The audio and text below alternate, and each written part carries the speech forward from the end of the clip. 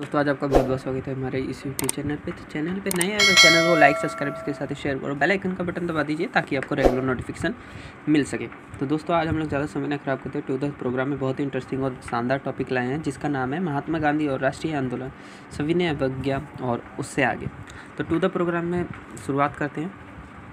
दक्षिण अफ्रीका में ही महात्मा गांधी ने पहली बार अहिंसात्मक विरोध की विशिष्ट तकनीक सत्याग्रह का इस्तेमाल किया, जिसमें विभिन्न धर्मों जातियों के बीच एकता, महिलाओं के प्रति व्यवहार की चेतावनी थी। इसलिए देवेन सेन ने कहा कि दक्षिण अफ्रीका ने गांधी जी को महात्मा बनाया।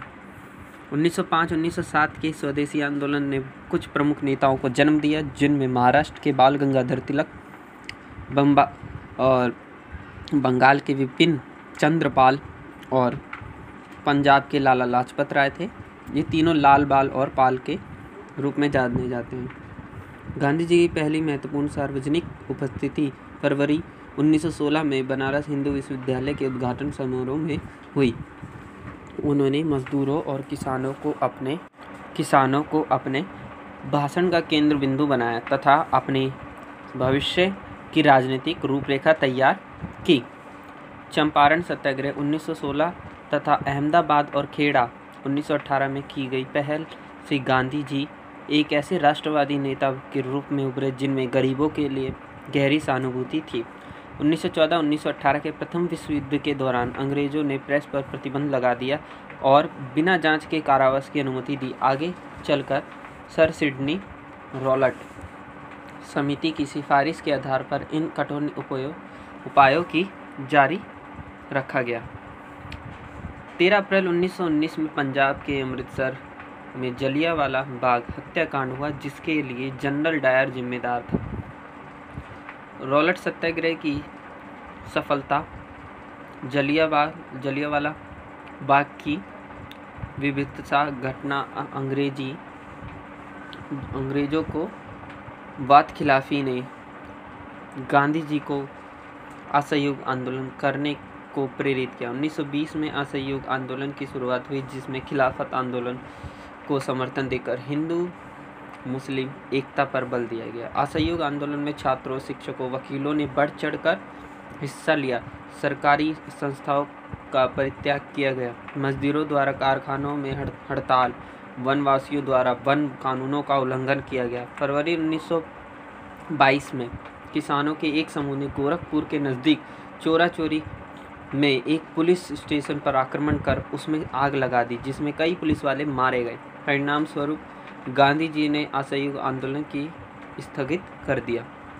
1922 तक गांधी जी एक राजनेता बन गए थे, क्योंकि भारतीय राष्ट्रवाद को उन्होंने एक नई दिशा दी, जिसमें किसान, मजदूर, व्यापारी, मध्यम वर्ग को आंदोलन में शामिल किया और उन तक अपने पहचान बनाई। उनकी कार्यशैली, पहनावा, संगठन क्षमता ने आम भारतीयों का शुभचिंतक बना दिया। लोगों ने उन्हें अपने दुखों को हरने वाला माना। 1928 में भारतीय उपनिवेश की स्थितियों की जांच पड़ताल के लिए साइमन कमीशन भारत आया, चूँकि उसके सभी सदस्य अंग्रेज थे। अंततः भारतीयों ने इसका बहिष्कार किया। दिसंबर 1929 में कांग्रेस के लाहौर अधिवेशन में पूर्ण स्वराज का प्रस्ताव पारित किया गया।